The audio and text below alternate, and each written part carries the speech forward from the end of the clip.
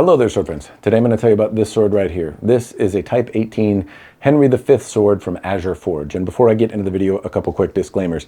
First, it's a review sample. It was sent to me for free. It retails for $385. That link is in the description down below. And if you think that makes me biased, you know at the start.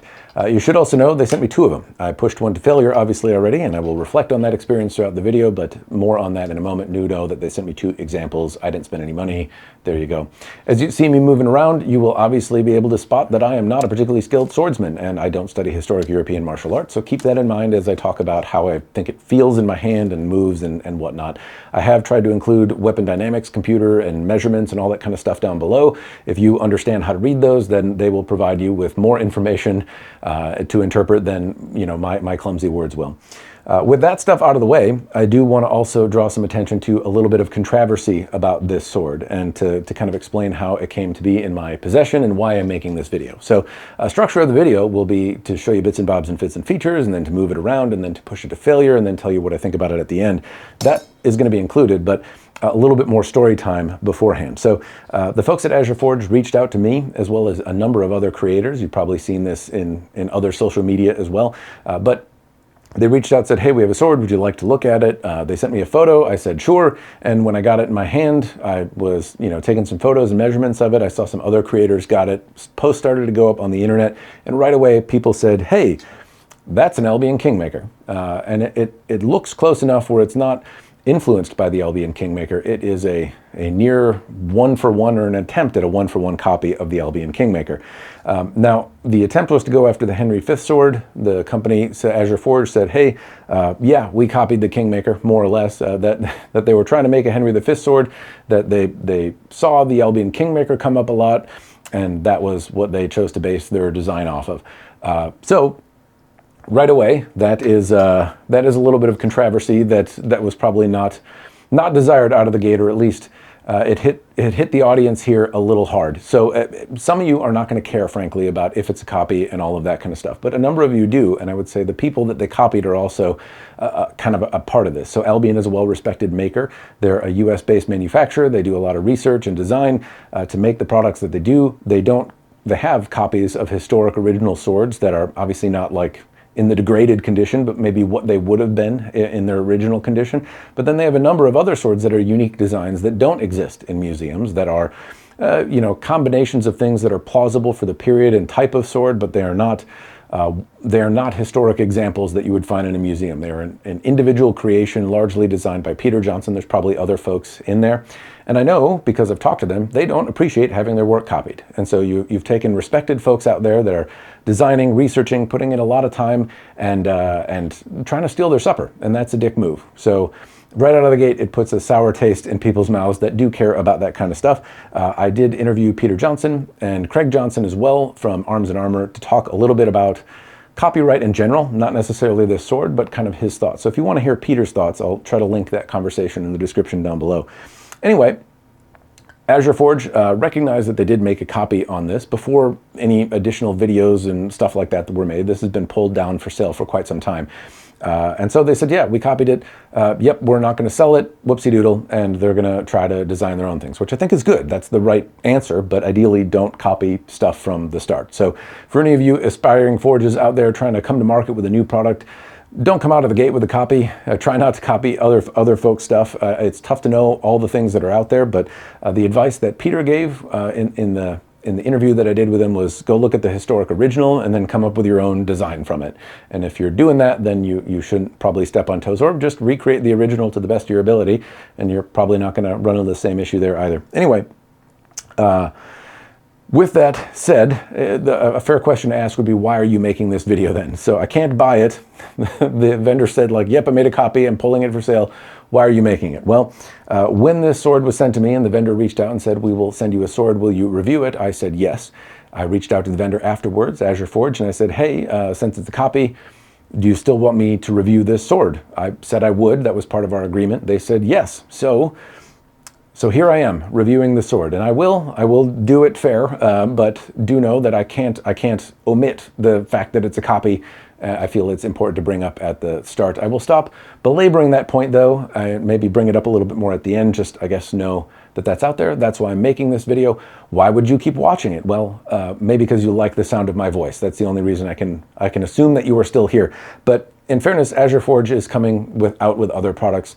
They're trying to make their own unique stuff. And this sword is a good example of what build quality they are capable of making and how durable their swords are, how long it took to push to failure. And it's possible, you know, I wouldn't say to take it for granted, but if the sword holds up well and the build quality is there, then you might have a little bit more confidence in buying a different product from them that you know, suits your fancy. Anyway, with that said, before I move on to bits and bobs, there's one other thing I'd like to call out, and that is just consistency between these two examples. Because they're not exactly symmetrical anymore, they were out of the box. And so I have taken measurements of the swords. The example that you are seeing in the video footage is a mixture of the two. But originally, I took weapon dynamics measurements from the sword that I tested to failure. I took some additional measurements on the second sword sample that I have. I didn't go with the weapon dynamics computer exactly because I'm lazy and I didn't want to take all those measurements. But I have it for the sword that was tested in my hand that I'm basing a lot of the feelings and dynamics impressions off of. And then I took additional measurements and provided what was advertised as well. I think there's a little bit of a decimal point issue on their ad copy, but generally speaking, I can tell you that they were not exactly the same, but very close and reasonably close to what was advertised. So what that tells me isn't that the sword you're going to get is definitely going to be that, but with two examples being close to what was advertised, that's at least more information than nothing, and I'm glad that they're pretty close, because sometimes there can be like 6-ounce weight differences and like 3-inch length differences and all that kind of stuff. This is reasonably close, and both swords felt pretty similar in the hand. Anyway, with that out of the way, I'm going to move on to bits and bobs and fits and features, and we're going to go from there. So the peen block is where I'm going to start, and then I'm going to go soup to nuts, top to bottom. I'll cover kind of build quality first, then I'll talk about moving it, then I'll abuse it. So peen block. First thing to note about the peen is that it's in this pyramid shape. It's an additional detail here that I don't see on swords for $385, and I really like it. A lot of times the peen itself is kind of hammered in. You see hammer marks around these things. You don't see as clean a presentation for $385 as what I see here. So I like the little pyramid shape. The peen block as well is a separate piece. Sometimes people put a peen block on that is not a separate piece, and it's cast into the handle, and that's somewhat kind of defeating of the purpose of the peen block. So I like where it's set here. I like that it's centered and it's not off place. And I like that I can't make out light through it. In this price point, I often can see through the peen block. It's not particularly well fit. This one it's not perfect, but it's reasonably well done for the money and the budget that we're looking at. If this were thousands of dollars, I would expect a better execution. But for what I see here, I would say it's punching above its weight in terms of presentation for this little 1/4 inch of the sword that I've talked about so far. Moving down to the pommel, it's stainless steel. These are cast fittings from my understanding, and the pommel is reasonably well executed. It's not sharp on the hand. I'm not a big fan of wheel pommels in general, but as I try to grind my ham fist into this thing, I can't exfoliate my skin particularly easily. So it's chamfered, it's reasonably well fit for a wheel pommel, and I also don't make out like casting flaws and pock marks and, you know, just flaws from the process of manufacture. Sometimes I do see those here, and I don't see any on either example of the sword. This little recessed area in the wheel pommel as well is cleaned up a bit. It's not perfect, but sometimes they're left very rough, and this one is quite clean. So the only thing that I would complain about wheel pommel wise is that it doesn't have any dimension. Now, historically, I think there are examples of pommels that don't have much dimension here, and I don't know if the Kingmaker does or doesn't, honestly, but this one doesn't, and I would like to see some additional dimension here. If these are cast fittings, maybe you could change the mold to make it a little thinner at the base where it meets the grip, and then wider out at the base, or out at the very end, or make it thinner at the end and wider at the base, whatever feels more comfortable in the hand. But there's an opportunity to add a little bit of dimension that I don't see on this sword, and that I do see on other very good examples at $385. Not many folks are doing it, but some are. Moving down from there to the grip, where the grip meets the crossguard and pommel are both very clean. There's not schmutz and garbage and gobbledygook there. It looks very intentional and has a good presentation. The grip as well has a nice leather look to it. It feels good in the hand. It indexes well. It feels like other high-end swords in terms of shape and profile. It has a a reasonable quality leather to it. I can't like push it around and manipulate it. Sometimes it feels like they use imitation leather and it feels really cheap in your hands. This feels quite good and very secure on the cord that it's on. I can make out a seam though, and so there's a way, I think it's called skiving or something, but in the leather work there's a way to not have this big old seam here where the leather overlaps and stays glued down but doesn't provide like a big lip that your hands get attached to and then starts to degrade the, catches on things and starts pulling off. But I can make out a seam. That's an opportunity for improvement. Otherwise, the shape of the grip generally is quite good. What I like to do is grab a sword, kind of white knuckle it, hold it really hard, and then try to pull the quill in and see if I can turn the sword in my hand. And I can here. It's somewhat, resistant, but not enough. And I did find when I was cutting with it that the sword would turn in my hand. So it's comfortable, it indexes well, but on heavier targets, I had to kind of adjust my grip. And so adjusting the shape a little bit to give you maybe a little bit more secure connection would not necessarily be a bad thing, but otherwise that's a big nitpick. Moving up from there, I have the cross guard, and I would say that, again, kind of same thing. It generally has the shape and the look of the Kingmaker. I don't know if from this direction it's the same. It does have a little profile taper, but I think it's a little beefier than it needs to be. Now it's worth calling out that the quillins do bend before they break. So I've tested the quillins, I beat them on things, I threw this at a log, I did a lot of stuff here, but the quillins will bend before they will break. And so that is good. I don't know if they bend maybe a little easier than they should, but generally speaking, you don't want the quillin to snap off and be brittle and not really offer you the protection that it's supposed to. This will absorb blows. So that much is also appreciated. Moving from there to the gap in the crossguard, I would say that this is perfectly acceptable for the money. I can spot like a 1 to 2 millimeter gap in some spots, but it also looks like it's got some glue or something to keep water and schmutz from getting down into the blade or the grip area. And generally speaking, it's a clean presentation for the money. I've seen really ugly looking transitions here on swords in this price point, and rarely do I see swords in this price point really do it super, super well. So what I see here is what I would say is maybe a little bit above average. It's not perfect, but the sword, again, is on not necessarily the cheapest sword you can buy out there, but it's certainly a far cry from the most expensive. Before I move on to the blade, I'll talk about the scabbard a little bit. So we have a leather scabbard. I don't recall if it came with a belt system. I might have, sometimes those just get tossed out, but it does have little risers in here that can hold your belt system, and then it feels made of a decent quality leather. There's a metal chape at the end, which is secured on and doesn't have hooks that are going to try to grab things behind you. I've talked about this in other videos that I've made. Sometimes they're not secured on in a way where, one, they come off, and that didn't happen here, or two, they're off, and so if you're walking around and you're not paying close enough attention, it'll grab onto things as you're moving about. On the back side, we have this stitching, which I've seen on a number of swords out there. I don't particularly like it on this one. So on examples where I see the stitching on the grip as well, it kind of blends the sword together a little bit. Here I find it kind of cheapens the sword, but $385 with a scabbard is also, I can't be too picky, but I would ditch, if I could, the stitching here and glue it down or use a less contrasty stitching personally.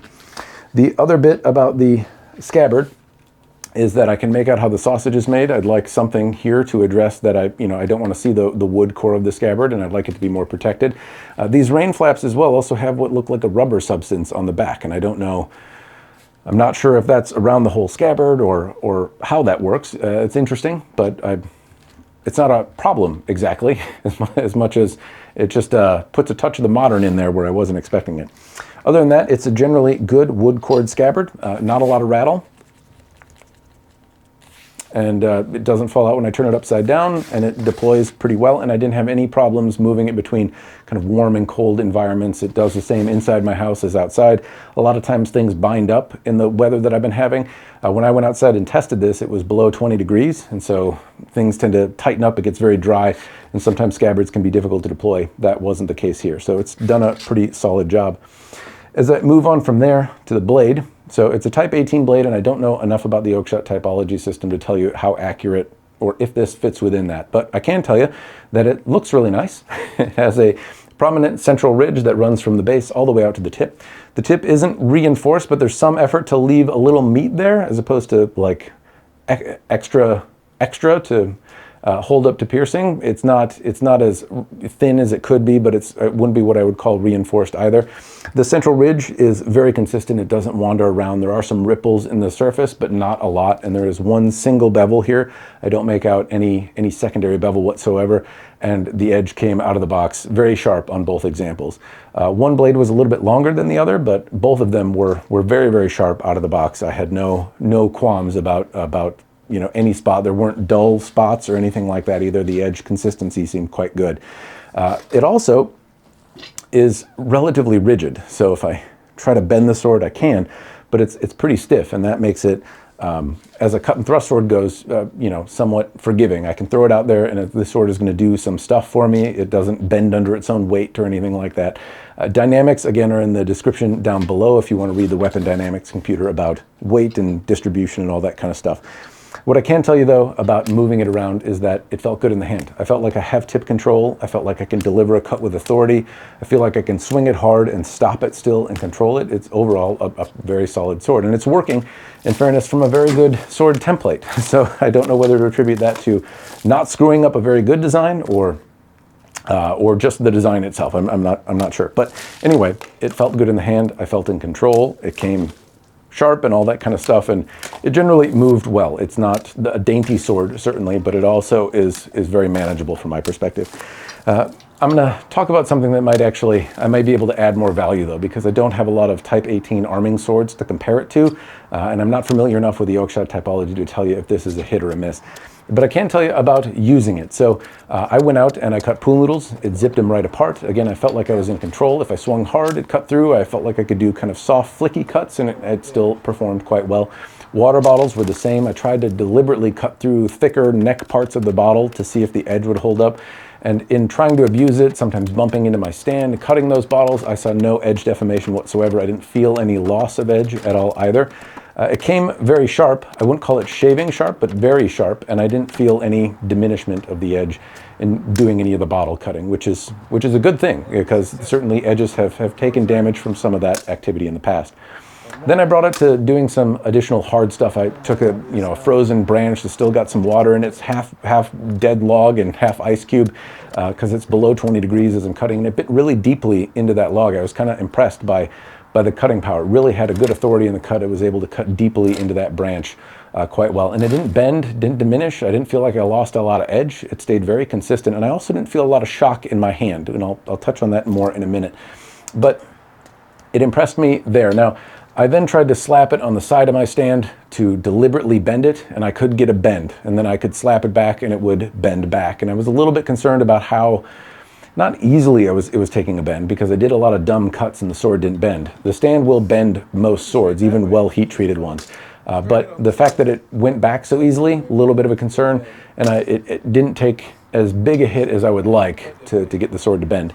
Now, when I stuck the tip in the stand and then bent it, I didn't have the same results. I could bend it almost 90 degrees, and if I went slow, it kind of sprung right back into shape. And that maybe tells you how aggressive it is when I slap the sword on the flat on the side of my stand, just how much energy that creates, because doing the same test more or less slowly doesn't create the same results. So anyway, with that said, I could get it to bend. From there, I brought it to a pile of logs and I yeeted it at the logs. And folks will ask me why I do this. Well, one is I'm deliberately trying to break the sword, but two, in the heat of battle, right, your sword might get hit by a polearm and flung across. If you're on your horse whacking shit, which I don't really have a great test to simulate, but your sword might leave your hands and go flying. It might get hit by things. You might hit shields. And so having a bunch of force channeled into the sword by throwing it at a stationary pile of logs, one, shows that some resilience in the sword, and two, shows that my father never played catch with me. But what am I expecting to see here? Well, breaking isn't acceptable, but bending, twisting, having hilt components come loose, that kind of stuff, all of that is within the realm of expectation. And that's what I saw here. So the tip would bend. I got the tip to break off in one of the strikes. I'm not sure where it went. It was in the log somewhere.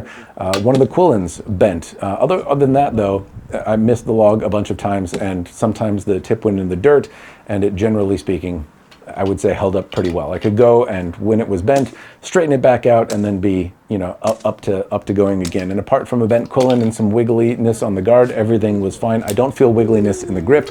I don't feel wiggliness in the pommel. And I could straighten the blade back out if I needed to. It was still straight enough though to operate as a weapon. I should also note some other silly things that I cut. I did cut like a tablet in half, kind of, or at least deeply into it. The edge really didn't take a lot of damage until I tested metal targets or until it encountered rocks as I was throwing it at logs. Those are the things that seem to degrade the edge, but up until this point, it was a degradation that I felt could generally be fixed, except for losing the tip. So after that, I opted to bring it to the croquet stake of doom, and that is where I was not expecting the performance that I got. So I started doing what I've been trying to do lately in reviews, which is kind of 10 lighter strikes and seeing the edge damage, and I was getting about 1 millimeter or 2 of edge damage, then 10 hard strikes where I'm throwing it in there. And that's where I really started to encounter the grip twisting. So a lot of times the grip won't twist and I can generate and I can push all that force into the croquet stake of doom, kind of down into the ground. And I can't do that here. I would hit the croquet stake, the sword would turn in my hand, and then that force would be directed into the stand itself rather than into the croquet stake. So it was harder to cut with. When I was swinging really hard, it would twist in my hand quite a lot. Bare hand or with a glove, it was pretty hard to keep it not twisting in my hand. But I also didn't feel a lot of shock, and that is something I commonly feel hitting that metal stake, is it vibrates through my hands. I feel it in my arms, and it didn't have the painful sense of shock that I've gotten in the past from doing this test. Now from there, I turned it around and I struck it on the spine, and it didn't break. So already here, we are in fantastic performance territory. We've done 10 light strikes, 10 hard strikes, 10 strikes on the spine, and Matt is just hammering on the croquet stake of doom trying to get the thing to break. It wasn't breaking, so I brought out some guest stars, a hammer where I beat it on the flats, tried it some more, didn't do anything. Brought out the zombie tools, Zonto at this point, and I chopped into the edge, diminished the edge, again tried to swing it on the front and back of the blade, still didn't break. Brought out a metal file and started grinding against the flat of the blade, trying to remove some material. Then hit it with a hammer on the croquet stake, trying to widen any cracks that were there. Then still several strikes of a pretty good amount of force, and then the blade broke. And so I could get it to break, but I kind of had to cheat. I had to bring out some guest stars and diminish the edge of the blade in order to get it. Oddly, didn't break along where I was filing, but I could get it to break, and it took a lot more effort, honestly, than I was expecting to, for a few reasons. One, this is not a particularly thick sword. Two, it's cold out, and a lot of times when I'm doing these tests in below freezing weather, things tend to break a little quicker. This was very good performance. But there is a question to ask here, and that is that the grain structure from the cross-section is really bad. I mean, the grain structure is huge. So most of the time, what I hear is a good grain structure is like a satiny, smooth finish where I can't make out individual grains with my eye. In this case, it looks like sand. It looks like moon rocks or something like that. It's what I would say looks like a bad heat treatment, but that doesn't compute with the performance that I just experienced. So it makes me think I don't know what I'm doing here or don't understand metallurgy, and that is accurate. But the point is the heat treatment looks like it could use some work. That might explain why it took a bend the way it did when I was slapping my stand. But I don't understand how the sword held up as well as it did given the heat treatment that I see here. Generally speaking, swords that have had this kind of cross-section have been very brittle. And that was obviously not the case here. It held an edge well, it didn't bend super easy, and it withstood a ton of punishment in very cold weather.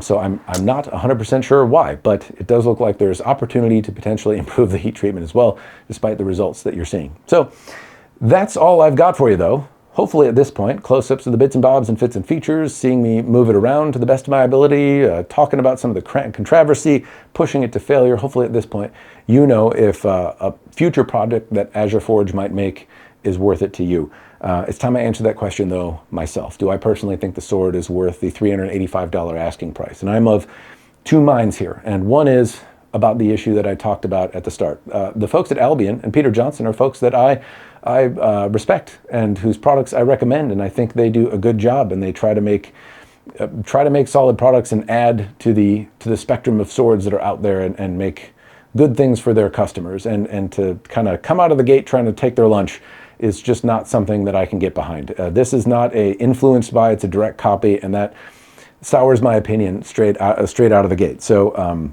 I don't know that I necessarily buy the accident. If I want to trust you to make really compelling, good products that are durable and that are well made and that I'm going to get behind and trust not to become a helicopter of death, I have to trust you to understand the difference between trying to copy a Henry V sword and copy somebody else's homework who is obviously just a competitor's work, one of the more successful ones, right? So that is something that is tough for me to say any kind of recommendation by, and that's why I'm calling it out here. That certainly bothered me. The other side, though, is if I strip away all that and just look at how well did they make a sword.